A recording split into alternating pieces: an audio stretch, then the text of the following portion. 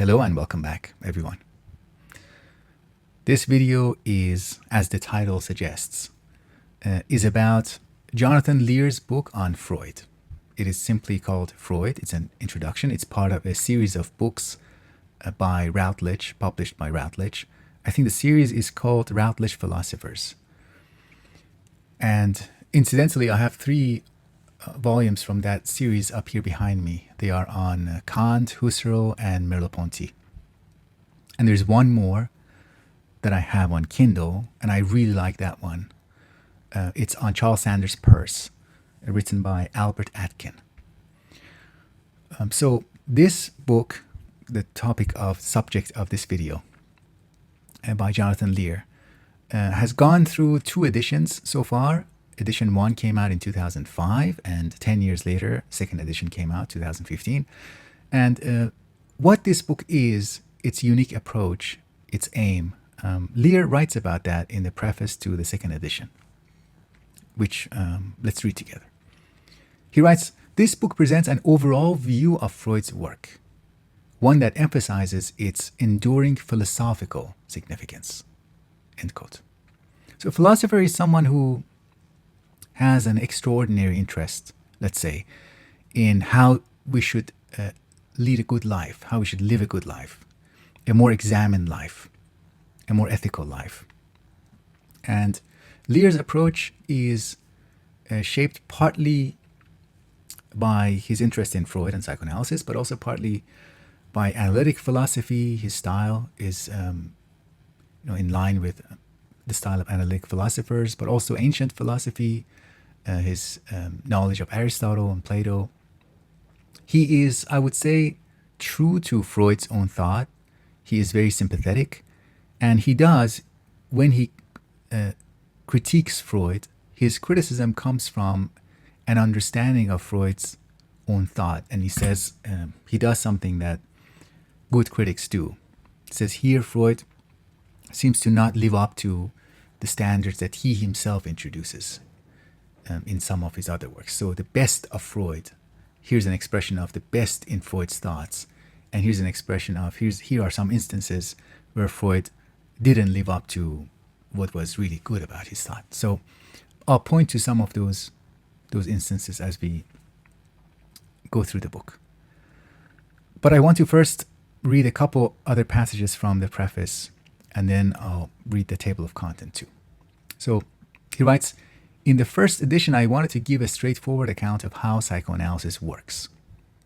I wanted to eliminate the aura of mystery that sometimes taints presentations of psychoanalysis, while nevertheless preserving the wonder of human being that it reveals, the wonder revealed by psychoanalysis. I've long thought, that the familiar criticisms of psychoanalysis flow from misunderstandings of what it is. Therefore, a resolutely non-mysterious introduction might be the best response." Then he writes, "Since writing the first edition, I have become ever more impressed with the elegance and significance of what Freud called the fundamental rule of psychoanalysis. It is a simple rule. An analysand, or patient, is asked to say whatever it is that comes into his or her mind, without censorship, without inhibition. In an important sense, this is the only rule of Freudian psychoanalysis." End quote. So this means that other rules, if there are other rules, like being on time for your session, paying the fee, lying on the couch while you're free associating, all of those are there to facilitate the exercise of that fundamental rule, the rule of free association. He also writes, quote, "Psychoanalysis is located at the core of our humanity, for it really only enjoins one activity, to allow self-consciousness to unfold spontaneously of its own accord. What psychoanalysis discovered is that there is something internal to the free flow of self-consciousness that opposes it." End quote. That psychoanalysis involves discovering the contradictions in the flow of self-conscious, spontaneous self-conscious thought, to identify the sources of opposition and then responding to those sources of opposition. That is one way to describe the task of psychoanalysis. Another quote, "Since psychoanalysis only asks a person to speak his or her mind, both analyst and analysand can come to see in the minutest detail when and how that process gets interrupted. Continuing to read, since Freudian psychoanalysis works through the unfolding self-conscious awareness of the analysand, as analysand becomes increasingly aware of the flow of their self-conscious minds, they become increasingly able to change their minds directly through their own self-conscious activity. End quote. So the cultivation of freedom, the freedom to, on my own, be able to detect instances where I am interrupting the flow of my own self-conscious thought. I myself am interrupting or inhibiting. And then on my own, based on my own choice, respond to those interruptions. So initially, the situation of psychoanalysis is set up so you have help from the analyst in detecting those interruptions. But the eventual aim is to get to a place where a person can, to some degree at least, detect and respond to those oppositions and interruptions. I said I'll go through the table of content. The book has 7 parts plus an introduction and a conclusion. And the subsections, the sections titles are, in the introduction, it is called The Peculiar Conversation. And then part 1 is called Interpreting the Unconscious. Part 2, Sex, Eros, and Life. Part 3, The Interpretation of Dreams. Part 4, Transference. Part 5, Principles of Mental Functioning. Part 6, Structure of the Psyche and the Birth of Object Relations. Part 7, Morality and Religion. And conclusion is called Freud's Legacy. Part 7, I would say, is a place where Lear becomes most critical of Freud and says that the genius of Freud, which is at work in many of his clinical descriptions, the tools that he invented, like transference, like interpretation of dreams, seems to, when it comes to morality, religion, culture, civilization, it seems to stop short when treating those topics in a way that is inconsistent with Freud's thought. So that's the kind of criticism again. When he disagrees with Freud, Jonathan Lear's aim is to not just say Freud is wrong, this is the correct way to go about this topic, but instead he opens up the space of possible interpretation. He opens up the space of possible thought, possible ways of thinking about a topic. He also has I would say, a consistent style of engagement with psychoanalysis, which is really his own style of thinking about psychoanalysis, that helps differentiate what is Freud's and what is Jonathan Lear's ideas, his own ideas, the author in this book. So you will see some of those consistencies and style in the passages that I will read. One of the things that makes his engagement distinctive is how much he is paying attention to emotions and the development of emotions, the history of emotions in a person's life. That an emotion is something that needs to be matured, needs to develop to become a full capacity for expressing and responding to something. We'll get to that. So the passages that I've selected to read with you, and with some occasional commentary, begin with passages from the introduction, The Peculiar Conversation. So we are reading about free association, what it is and why it is a rule. We read, from the beginning, Freud encouraged his patients to speak their minds. But it was an empirical discovery of some magnitude that they had difficulty in doing so. As he wrote in a footnote, Freud wrote, there comes a time in every analysis when the patient disregards this rule. Lear continues, that is why Freud formulated the fundamental rule as a rule. We would have no need for a rule if we effortlessly lived by it. It is part of Freud's genius that he is able to convert a problem into a solution. If people have difficulty speaking their minds, let us focus on that very difficulty. Lear writes that this isn't about this activity, this exercise of free association. It's not just about reporting the thoughts that are going on in our minds. It's not just about giving external overt expression. It is about developing the thoughts themselves.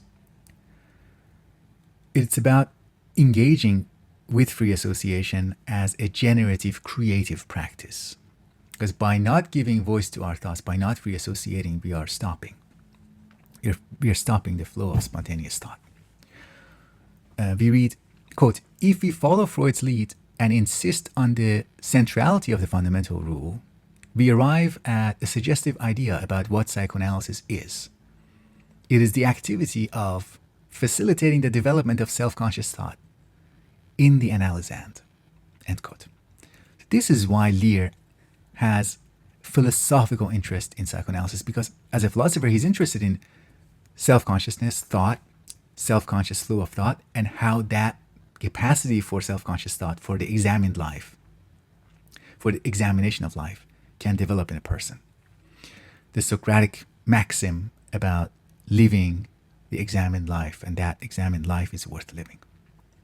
Another passage from this same part of the book, quote, "Our freedom as well as our capacity for truthfulness depends on our ability to think freely and to act on the basis of freely flowing self-conscious thought. There is this thought too, that our capacity to think freely is something we can develop over time. We can get better at the very activity that makes us distinctively human." End quote. Now we're jumping to part 1 of the book, which is titled Interpreting the Unconscious. One of the things that Jonathan Lear does in this part of the book is he describes and redescribes the case of the rat man. And he refers to the rat man, which was Freud's title for that patient. He refers to him as Mr. R to be more respectful to him. So I will go back and forth because the rat man is unfortunately such a popular title that maybe Mr. R doesn't ring as familiar. One of the discoveries of Freud with Mr. R, or the rat man, was the anxiety, the recurring feeling of panic, including panic during the sessions, during the psychoanalytic sessions. Lear here describes that the situation of his anxiety, it seemed as if Mr. R was afraid that Freud, Dr. Freud, would attack him in the middle of their sessions. So he's attentive to this as a problem in the development of Mr. R's emotional life. So we are reading, quote, "Mr. R never developed the capacity to tolerate anxiety. Thus, he does not have the capacity to let his anxiety develop into more fully formed emotions. At some point, the anxiety becomes too much to handle, and Mr. R jumps from the couch and cringes in an about to be attacked kind of way. The immediate effect of this jump is to break the flow of the analysis. He cannot continue to talk about his thoughts and feelings if he's jumping and cringing. Thus, he disrupts what would otherwise have been a more continuous development of his emotional life, one in which his emotions acquired texture and complexity by continuing to talk about them." End quote. Next page. "The mature capacity to experience fear is the outcome of a complex developmental process. And like any developmental process, it can be interrupted, inhibited, or distorted. In a mature and healthy expression of fear, a person takes up various fearful somatic responses in the body, many of them automatic, and embeds them within reasons. So, on the one hand, fear reaches down into our gut. On the other hand, it reaches out to the world and makes rational claims that fear here is the right response. So there is, Lear is telling us here that in the maturity process of maturation of an emotion, we become able to synthesize two aspects of emotion. One is the bodily sensations that are involved in emotions that are automatic, that are maybe the raw parts of our emotional response, but there's also a private and interior, but there's also that other aspect of relating to the world and having a reason to feel a certain way. That process is what is interrupted in the case of Mr. R or Ratman. So another way of saying that is to say the real object of fear or anxiety in Mr. R is his own emotion. He's afraid of the full expression of his own emotion. Therefore, he blocks it. And by blocking it, he remains he keeps his emotions undeveloped. So he's blocking not just the experience of emotion at that moment, but the further maturation of emotions. There's one other thing that he accomplishes by doing that, by that inhibition or blocking. He gives himself something to do. He keeps himself occupied, which is part of his coping strategy. Jonathan Lear here says that as we try to understand the unconscious or unconscious responses like this, like inhibiting your own emotions, which is an unconsciously driven coping strategy that is driven by the unconscious, we shouldn't think of the unconscious as a separate mind that has its own rationality, that has its own logic, and is also relating to reality with its own network of reasons and beliefs. Instead, we can think of it as something that is not yet capable of having reasons in reality, reasons that can be pinpointed in reality. So let's read. This is from page 53. While there may indeed be thoughts and wishes that are unconscious, our first priority should not be to seek thought contents hidden somewhere in the mind, but rather to discover elemental forms or elementary forms of mental activity that dominate one's life, end quote. So parts of our mental life that are not yet mature, that have not yet reached their adult form, like an emotional response to something. It's more like a childish response or childlike response to an event. That could be what we discover to be an unconscious response. Okay, we are jumping ahead to part 3 of the book, called The Interpretation of Dreams. One of the really important points that Lear emphasizes in this part is dream interpretation is not about decoding a dream. You can say, okay, I had a dream about a train going through a tunnel, for example. Classic dream content. It's not about, okay, the train was this and then the tunnel was this, and that's the translation or the decoded version of the dream. It is not about, in other words, it's not about getting the manifest description of your dream, giving that to your analyst, and then the analyst gives you the translation or the hidden content of the dream and say, this is what the dream really meant. Another way of saying that is to say you cannot take somebody else's dream to your analyst and the analyst can then translate that dream. It doesn't work that way, because dream is connected to the rest of the person's life. Let's read. And this is from page 107, 108. The mature Freud comes to recognize that the meaning of a dream cannot be its latent content, the hidden content. Indeed, the latent content only gets its meaning via its location in the whole whirl of psychic activity in which it is embedded. The point is that his dreams, for example, Freud's own dreams and associations, the point is that the dreams and associations can be summed up as having that meaning. It's a way of summarizing. The living realization of this is what has been kept hidden from the dreamer. What is kept hidden from the dreamer is the way in which the dream is connected to the rest of life. To understand the meaning of a dream, we have to know more than what the latent content is.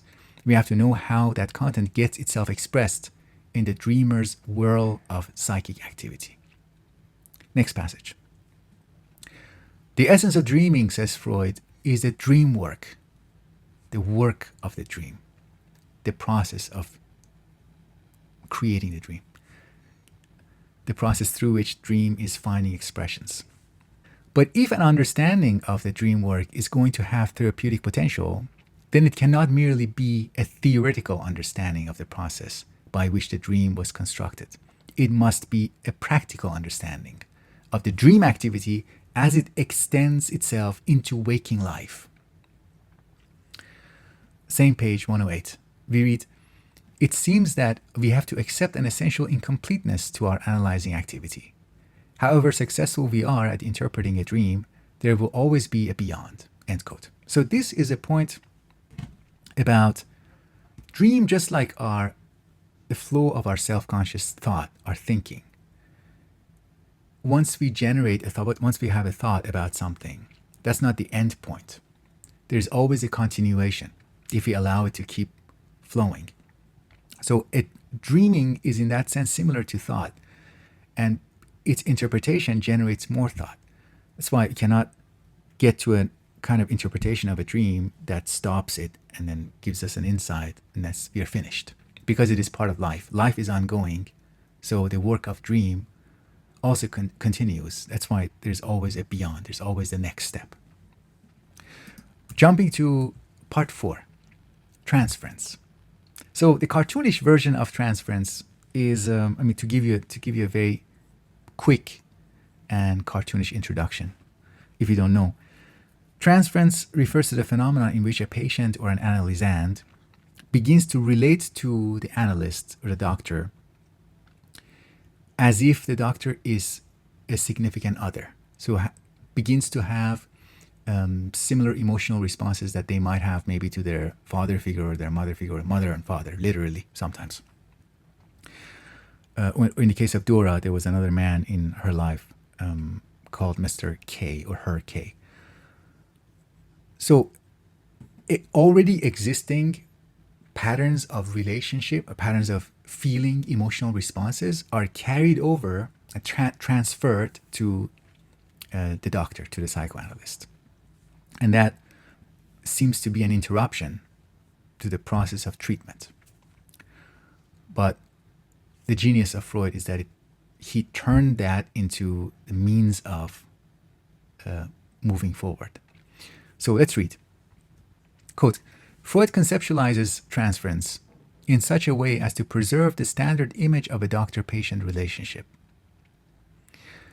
Note that this is a clinical moment that might well cause anxiety in a young doctor. Before Freud has figured out what the problem is, all he, the young doctor, knows is that he has a patient who is quite useless for work.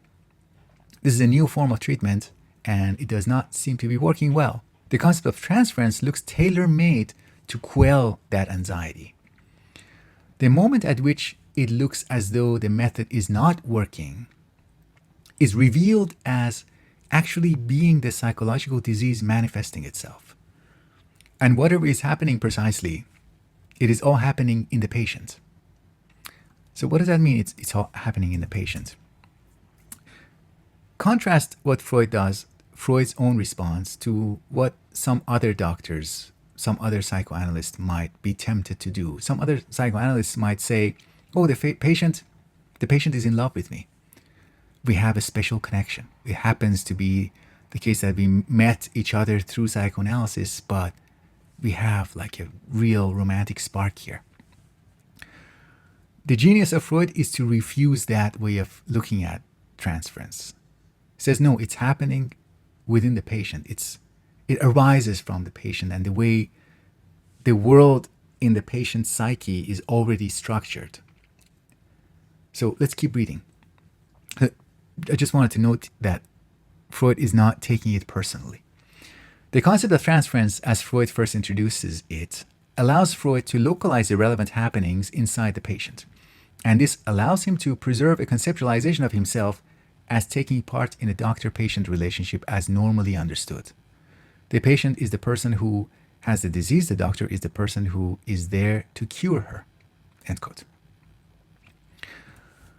What the transference reveals begins to reveal is the existing mental structures the patient inhabits, the structures that the patient has developed over time in the process of coping with the world. Reading from page 128, 129. What makes transference a special class of structures is that in the analytic situation, the idiosyncratic world, the unique, singular world, can come into view as such. In ordinary life, people approach others in structured, idiosyncratic ways. And although that may lead to breakups in personal relations, fights, misunderstandings, normally people do not recognize the extent to which the catastrophe was the outcome of a clash of structured approaches to life. The challenge then is to devise a form of interaction in which people can come to recognize their own activity in creating structures that they have hitherto experienced as an independently existing world. End quote.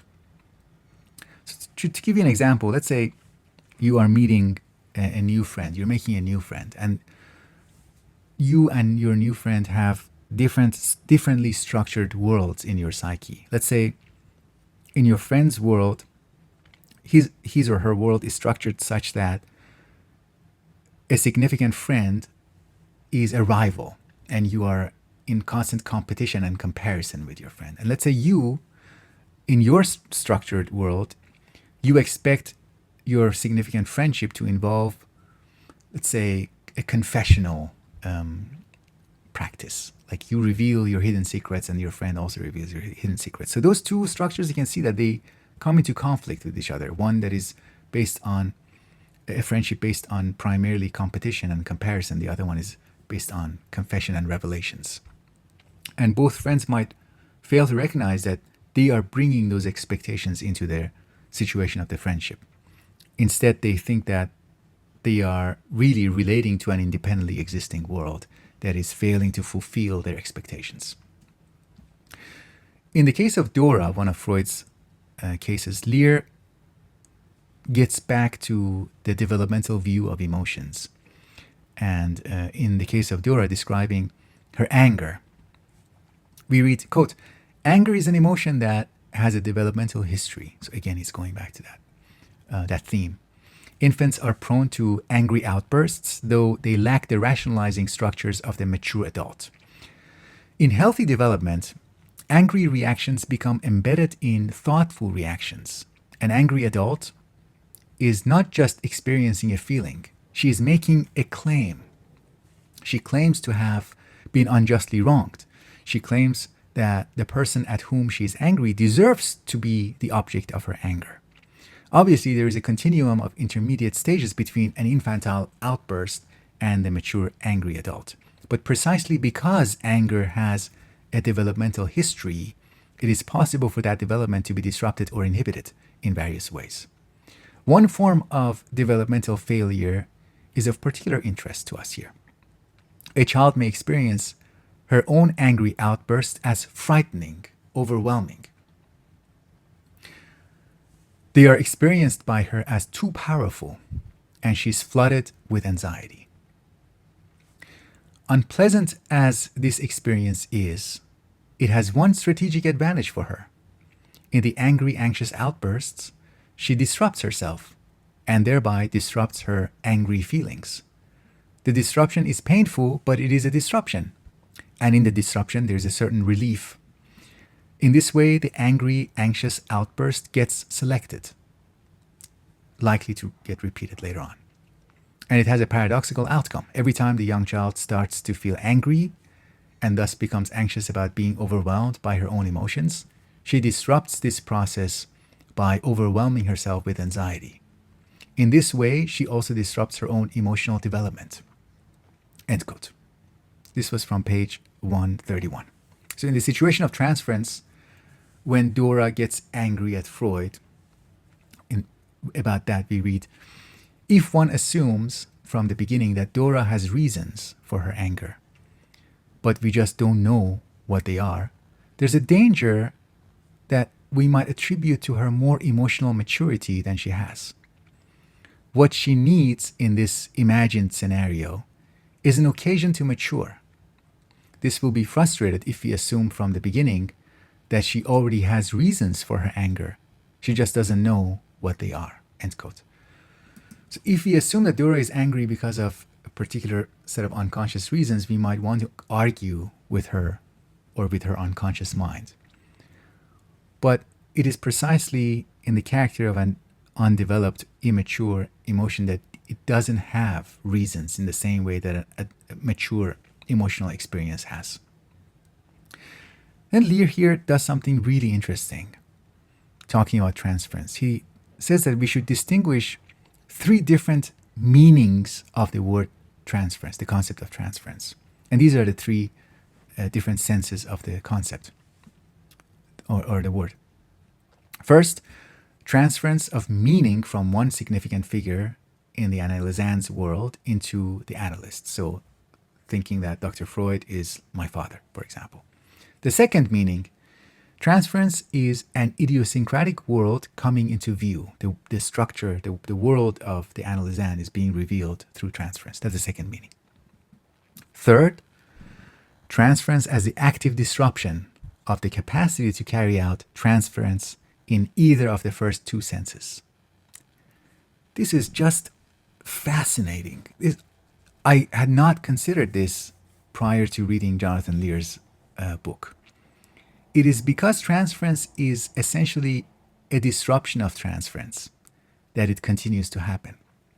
So what does that mean? It means if the patient looks at Dr. Freud and after a few sessions begins to feel like Dr. Freud is like his father, then the patient will have similar responses and maybe interrupt the analysis or get stuck in a certain way of relating to Freud.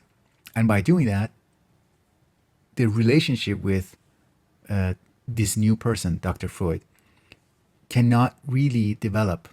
So the transfer of relating to someone as if they are a father figure and as if this world, this structured psyche is applicable here, can operate here in the situation, cannot really play out. It cannot play itself out.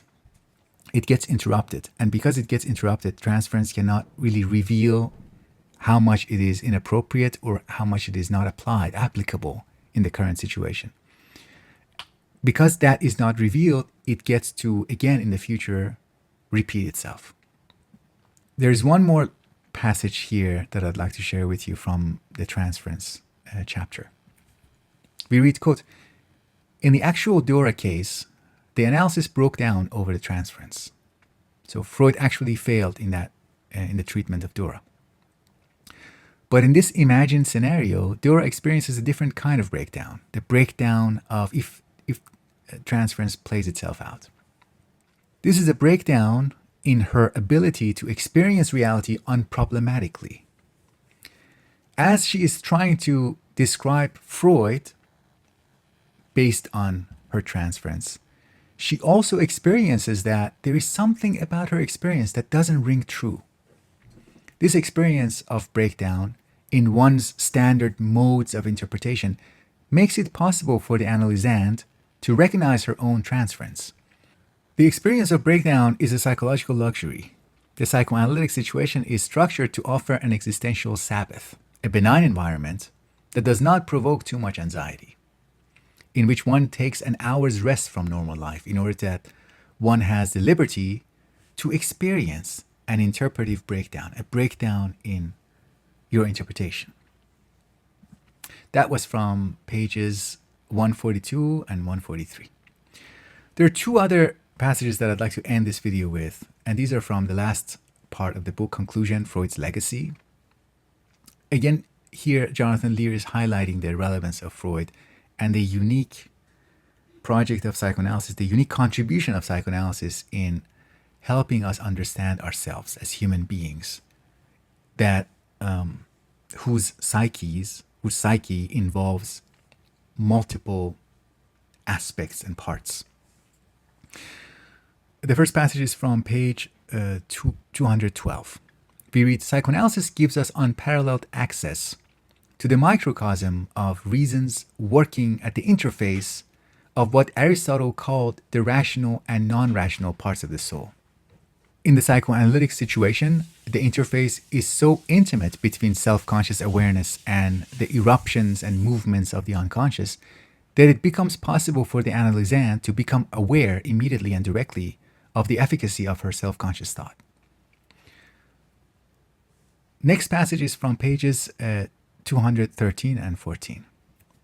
We read, "Psychoanalysis gives us the best insight we yet have into what it would be for thoughtful self-consciousness to take the non-rational part of the soul into account. This is the irony of Freud's legacy. Freud is often taken to be the person who showed us how irrational the human soul is. But if we think of his legacy in terms of the enduring significance of his method, Freud has bequeathed us a hitherto unavailable possibility for coming to understand what the activity of reason consists in. End quote. So we can interpret superficially Freud's project as revealing how irrational we are, or we can see his method and his contribution as redefining what it means to exercise reason, what it means to be rational, and what it means to be in touch with the non-rational parts of our psyche. There are 2 sessions that myself and my reading group are going to devote to discussing this work by Freud, Civilization and Its Discontents. If you're interested in joining us, our sessions are going to be held on February 8th and February 15th. More information in the link provided in the video descriptions. Thank you so much for your attention, and until next time.